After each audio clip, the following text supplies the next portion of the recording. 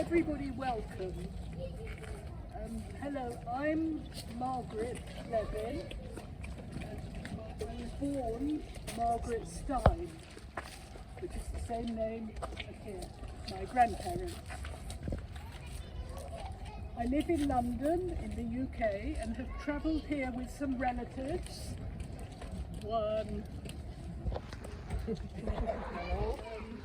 Six of us have come together. Unfortunately, my oldest cousin is not able to be with us. And we're standing on the pavement outside where our grandparents' house stood.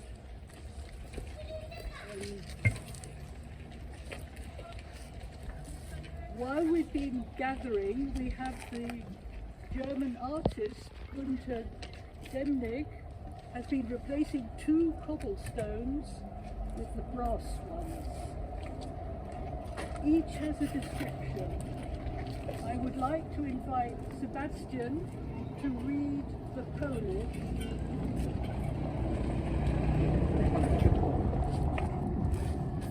Tu mieszkał Adolf Stein, urodzony w 1875 roku, deportowany w 1942 roku do Izbicy, do getta Izbicy, zamordowany.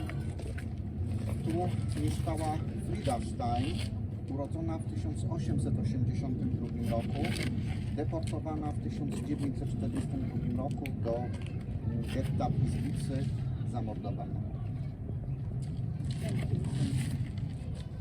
Here lived Adolf Stein, born 1875, deported 1942 to Izbeka Ghetto, where he was murdered. Here lived Frida Stein, born 1882, deported 1942 to Izbeka Ghetto, murdered. Now I will tell you a little bit about my grandparents. They lived in this street, and I don't know when, but the house is not there. But I guess it looked like, or similar to the other houses in the road. I know very little about my grandparents because my father didn't say anything. Very, very little. And that is very common amongst people who have lost parents in such tragic circumstances. They both had relatives in Breslau whom they visited often, and that's probably how they met. And so the choice of getting married at the Liberale Neue Synagogue was an obvious choice for their wedding in 1911. They probably chose to set up home here because they found a building that had space downstairs for their business, which was a men's outfitters, Kleidung. And upstairs, the family lived. Frida gave birth to her 3 children at home: Edith, Gerhard, and Ilse. The deliveries was overseen by their family doctor, Dr. Georg Heisenfeld, who, like the Steins, was Jewish. The family spoke German, not Yiddish, which is a language associated with Jews. That was spoken further kosher food, and as there was no kosher food available, Adolf Stein killed the chickens in the ritual way. The family had been loyal German citizens for generations, and they'd been faithful Jews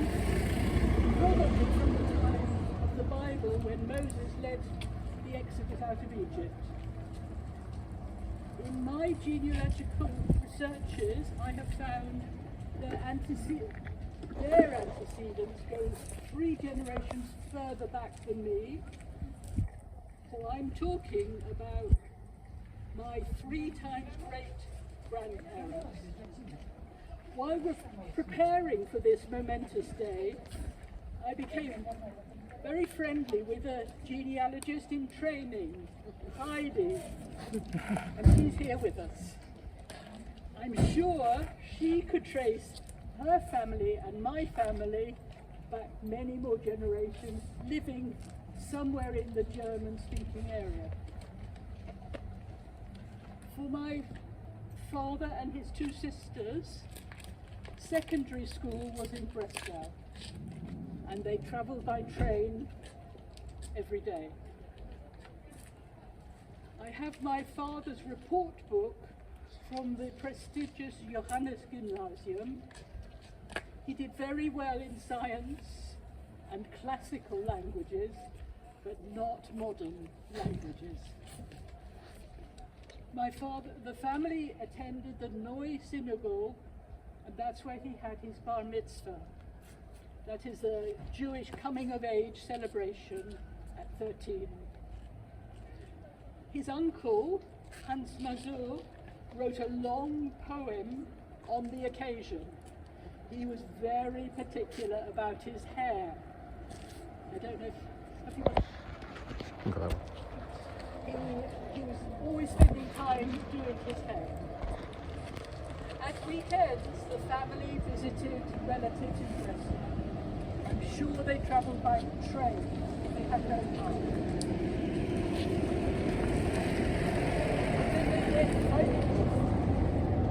To the Zakow. If anybody knows the name in Polish, please tell me. I have a picture of them at the waterfalls. It must be somewhere nearby.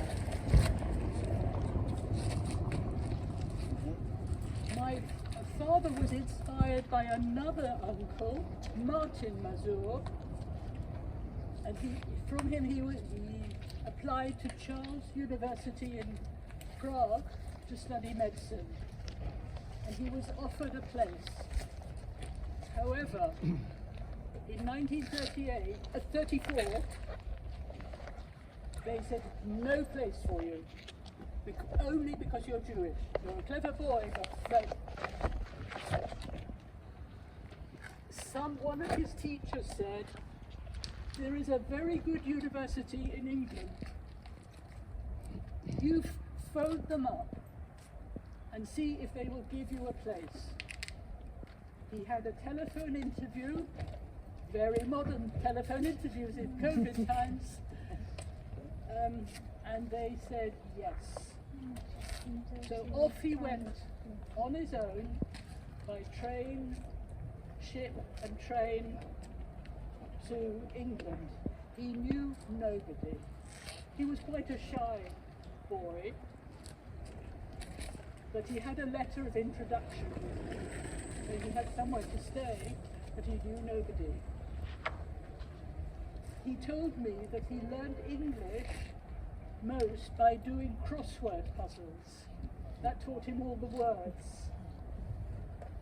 So he didn't live what we think a typical student life of drinking and socializing. He was a very good student. The 2 daughters, his 2 sisters, and they were married by then, they joined their brother in London, in England, in 1939, very late.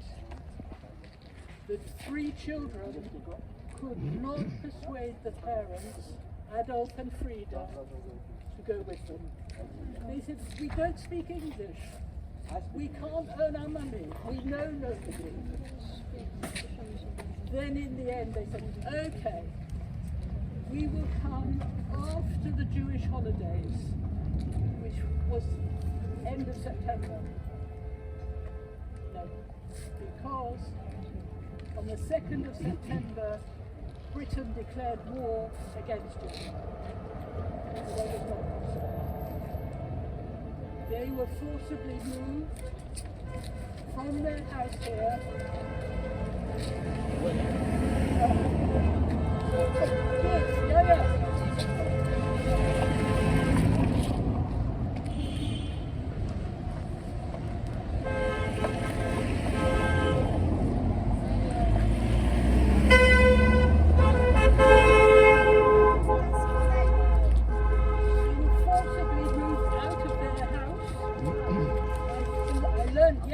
To the football ground, then by train from cattle trucks to Breslau, then in April 1942 more trains to a holding station and their death.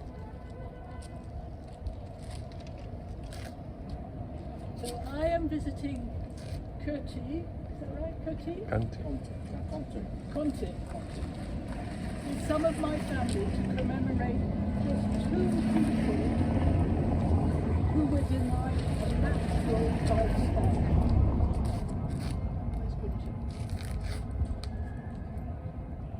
Where's Gunter and his team have created and installed 100,000 of these. However, only about 60 in Poland. So I have a request to make from everybody from Poland. Please spread the word that there are many people who need to be remembered.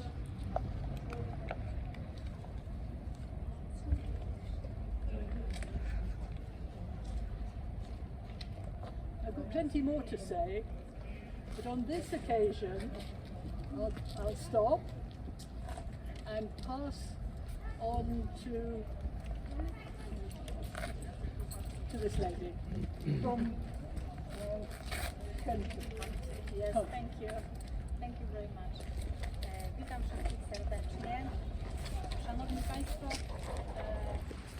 krótki tekst przede mną do odczytania. Myślę, że refleksyjny, bo chyba też po to tutaj się spotkaliśmy. Szanowni Państwo, Marian Turski, były więzień Auschwitz i członek Międzynarodowej Rady Oświęcimskiej powiedział: Auschwitz nie spadł nagle z nieba, Auschwitz hucztał, dreptał małymi kroczkami. Zbliżał się, aż stało się to, co się stało. To samo można powiedzieć o Holokauście, którego Auschwitz jest największym i najtragiczniejszym symbolem. Demon rasowej nienawiści przypełzł również do ziemi polskiej, zatruwając serca jednych ludzi i pozbawiając życia innych.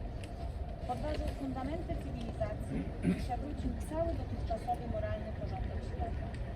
Dzisiaj spotykamy się przy kamieniach pamięci, które mają przypominać nam o tym, że mieszkali tu, marzyli, pracowali, wychowywali Julia i Adolf Steinowie, którzy w 1942 roku zostali wywiezieni do getta w Ulicy i zamordowani najprawdopodobniej w obozie zagłady w Belgii. Nie jesteśmy wymawiani ale wiemy o tym, że pamięć o ofiarach jest jednym ze sposobów walki z nienawiścią i ksenofobią, które niestety wciąż są obecne wśród nas. Gdy spoglądam na te kamienie, nasuwają mi się na myśl kolejne słowa Mariana Turskiego. Nie bądźcie obojętni wobec zła. Na koniec chciałabym zwrócić się do potomków państwa Steinów z następującymi słowami. Będziemy pamiętać. Thank you. I ask Robert, my brother, to come forward. Right. Good afternoon to you, and apologies if there's any duplication here of what Margaret said, but I will try to be quick and to the point. I'm Robert Stein, the grandson of Stolpersteine, the grandson of Adolf and Frida, the grandparents that I never knew. This is a very significant day for myself and my family, 6 of whom are here. in Kątach Wrocławskich. As we all know, 2 Stolpersteine are being laid down outside where my grandparents live, and where my father was brought up along with his 2 sisters until 18, and as mentioned, he came to live in England. Again, a bit of duplication. As you've heard, my grandparents were rounded up in 1942 by the Nazis and taken to a holding camp en route to Auschwitz, or Auschwitz as it's internationally known. As you'd heard, unfortunately, they never survived the whole journey and died in the holding camp. It was just 8 years earlier that my, apologies, 8 years earlier in 1934 that my father was taken by his grandmother, I believe, to Prague to visit Charles University to see if it would be a suitable place for his medical studies. And I probably have to say that had he accepted that, I wouldn't be here today talking to you, because he opted, as Margaret has said, to go to the UK and ended up at Cambridge University. As my grandparents never really got a proper funeral, we can at least say that they have now received official recognition for their tragic premature deaths, despite being 81 years after the event. Our family is extremely grateful for the authorities here in Kąty Wrocławskie for allowing this to happen. The ceremony today brings back memories of the brutal regime of the Third Reich. It's very sad that since this time we continue to see such massacres of minority peoples, both in Europe and throughout the world. It's very unfortunate that people and governments have failed to learn from history and continue to act in a barbaric manner. I would like at this stage to thank various people for arranging this day. Firstly, Alan Weiss for the original approach to Margaret through various genealogical websites. Jarek Kopka, our local architect friend, who has made many of the arrangements to make this happen, to Gunter Demnig, the artist whose tireless work has been so much appreciated, and to Sebastian Fortlatz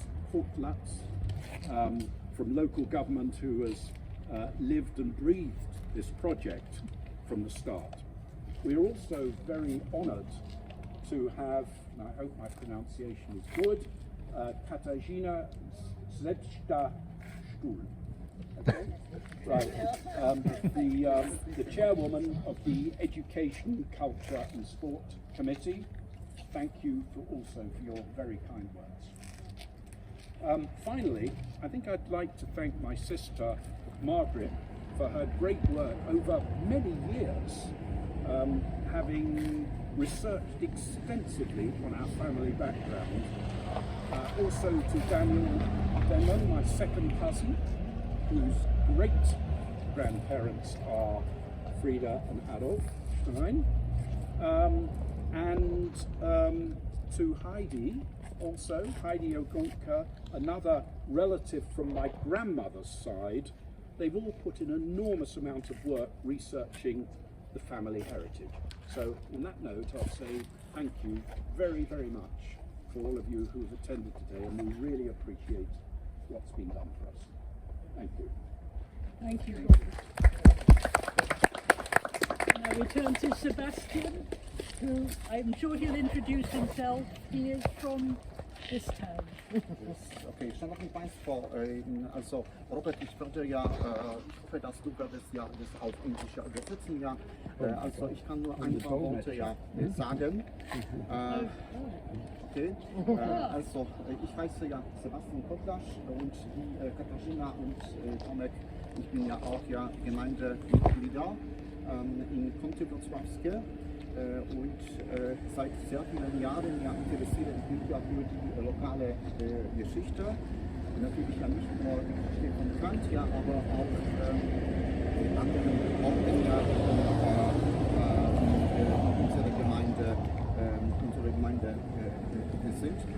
einem Jahr habe ich mit Frau Margaret den nächsten E-Mail geschickt. Ja, also wir kennen ja uns seit schon einem Jahr. Und ich muss sagen, wie schon ja Katarzyna gesagt hat, we will remember. We will remember. Und ich muss sagen, dass es für mich ja persönlich ja sehr wichtig ist. Und am nächsten Wochenende werden wir einen historischen Spaziergang mit Magda und Beata organisieren. Und wir werden ja über die Geschichte, über die jüdische Geschichte ja von Franz auch erzählen. Und ich muss ja auch sagen, wie sehr ja ich Ihnen dankbar jestem. Bardzo serdecznie chciałem Państwu podziękować za to, że jesteśmy tutaj, drodzy Państwo, razem.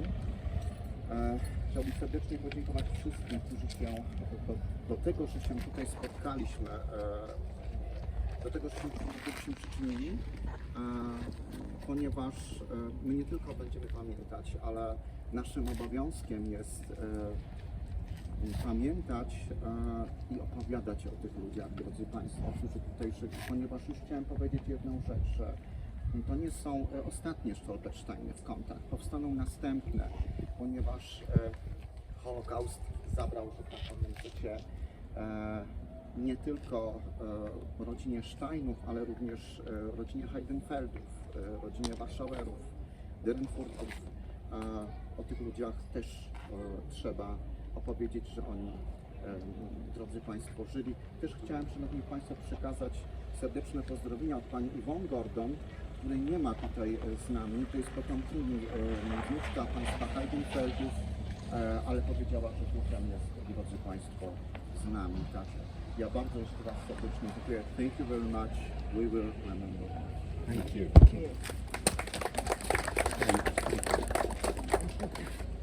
We are now going to end the formal part of the ceremony. The last part of the ceremony is a part of a Jewish ritual to say a prayer called Katach. It's a sacred prayer which is said in memory of the dead. And I'm going to ask any Jewish person, all Jews should cover them while the prayer is being said. And we're just going to read the prayer slowly, but taking it. So, if I could ask those who've got a piece of paper, please, to join me and Margaret.